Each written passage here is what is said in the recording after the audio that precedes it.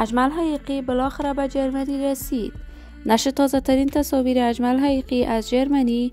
اجمل حقیقی چطور به جرمنی رفت و خیانت عجیب اجمل حقیقی در حق منیژه جمال.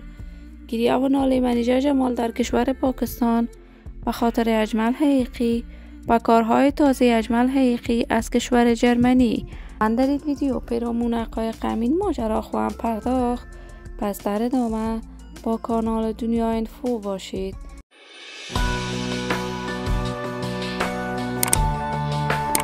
سلام و سلامتی ایام به کامتان باد. شما را خوش آمدید میگم و یکی دیگر از ویدیوهای جذاب کانال دنیا اینفو.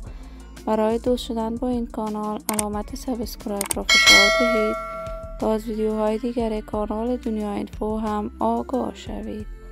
اجمل حقیقی یکی از جوانان با استعداد که با خلاقیت و استعداد خاص خودش در افغانستان مدلینگ را رایج ساخت. اجمل حقیقی اولین مدل افغانی بود که توانست در جشنواره‌های مدلینگ در خارج از افغانستان هم اشتراک کند. اجمل حقیقی در افغانستان برندی از لباسهایش را ساخته بود.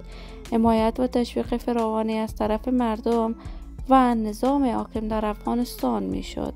اجمل حقیقی با دختران و پسران فراوانی در افغانستان همکاری داشت. اولین جوانی بود که مدلینگ خیابانی را در افغانستان رایج ساخت. اجمل حقیقی در افغانستان چینل یوتیوب ساخت و همیشه برنامه‌های از جریان کارهای روزمره‌اش را نشر میکرد. اجمل به دلیل اهانت به قرآن عظیم پاک توسط گروه استخبارات طالبان برای مدت 6 ماه زندانی شد. زندانی شدن اجمل حقیقی سر صداهای فراوانی را در افغانستان ایجاد کرد تا اینکه اجمل حقیقی از بند طالبان رها شد و پاکستان رفت.